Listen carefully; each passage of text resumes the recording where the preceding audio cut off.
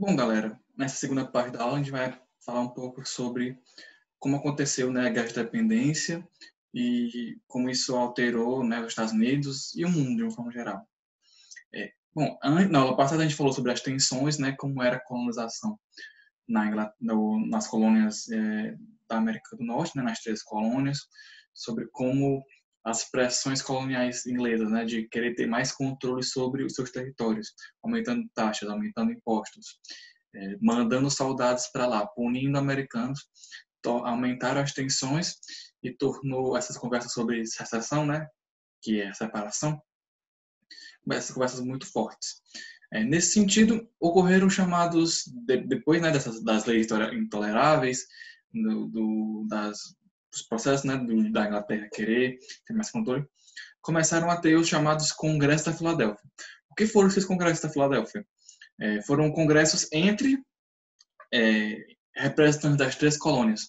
Se juntaram na Filadélfia, né, que fica, vocês podem ver aqui, fica por aqui, fica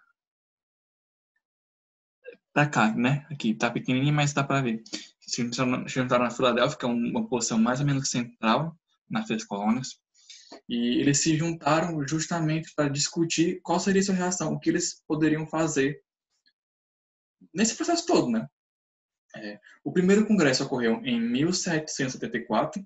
Ele defendia o boicote de produtos ingleses, né? Basicamente, ele defendia o fim das leis intoleráveis e o envio de uma solicitação, uma petição ao governo inglês pedindo o direito de repressão política.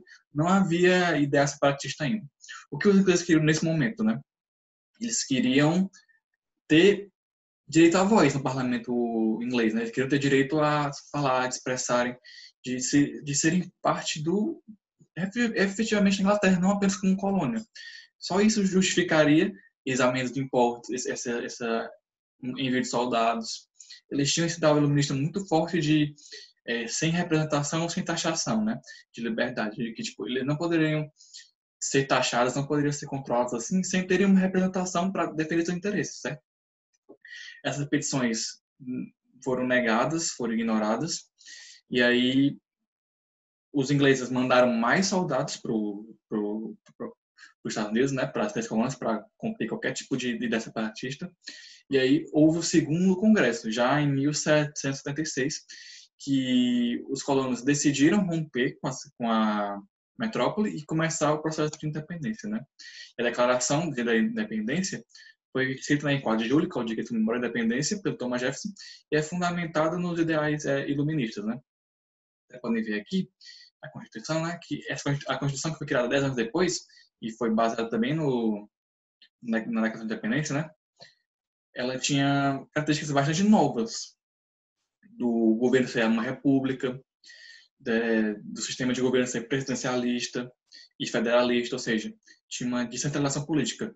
O poder central da república, né, do presidente, era dividido entre os estados americanos, né?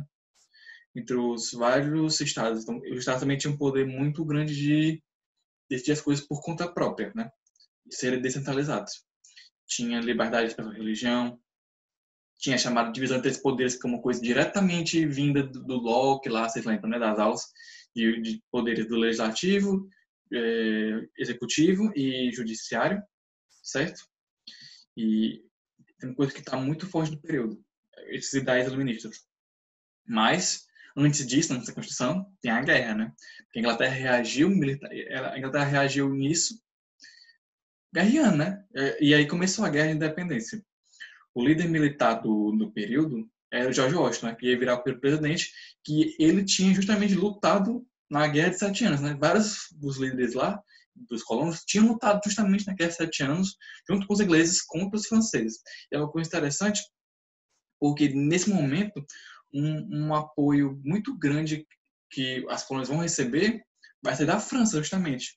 Porque a França, entendo, a França queria desestabilizar a Inglaterra, né, já que ela tinha ganho a guerra e estava ainda no papel de liderança na Europa, e a França procurava desestabilizar a Inglaterra através, entre várias coisas, apoiando os colonos na sua guerra de independência. Então eles mandavam recursos e mandavam até mesmo soldados, né? e para ajudar os colonos. No primeiro momento, os colonos eles batalhavam muito com uma guerra de guerrilha, né? Tipo, eles não atacavam diretamente, eles não tinham força para ter uma guerra de igual para igual com os ingleses, mas com o tempo, com as dificuldades de distância, com as dificuldades econômicas da Inglaterra, com o fato dos colonos conhecerem mais o seu território do que os ingleses, os colonos começaram a ter várias vitórias, e o fim da guerra ocorreu em 81, em 1781. E 83, 3 anos depois, a vitória americana ela foi consolidada pelo Tratado de Paris, né? Que foi assinado em Paris, na França, efetivamente acabando a guerra e constituindo os Estados Unidos como um país independente, certo? E essa Revolução Americana ela foi um golpe muito forte no antigo regime, do regime absolutista, né? Pela primeira vez na história, uma colônia tinha rompido com os com os com seus grilhões. Ela tinha rompido com a metrópole, tinha criado um governo completamente novo. Isso serviu de inspiração para vários movimentos de independência em vários países, né? Tipo, a Conferência Mineira no Brasil, várias independências americanas na América do Sul e até mesmo, e é uma coisa muito interessante isso, na Revolução Francesa. Porque da mesma forma que a Revolução Americana ela foi inspirada em ideais iluministas e de liberdade, a Revolução Francesa foi inspirada nos mesmos ideais iluministas de liberdade, e aí os franceses eles tinham esse exemplo dos americanos, que montaram um novo governo baseado nesses ideais e que dava certo, né? Foi um baque muito forte isso pro mundo inteiro, né? Ver que existia uma outra forma de pensar um governo, pensar uma estrutura política social, apesar de, claro, as estruturas sociais dos Estados Unidos ainda tinham vários problemas, como, por exemplo, a manutenção da escravidão. Eles mantiveram a escravidão e isso só foi abolido mais de 100 anos depois, e depois de guerras, de uma guerra civil, basicamente. Mas, como um livro de vocês falam, né? Que o documento, que é a Constituição, ela foi inspirada nos princípios liberais, mas manteve algumas restrições de liberdade, né? Como escravidão e impedimento do voto de mulheres, negros, indígenas e pobres. E é isso, certo?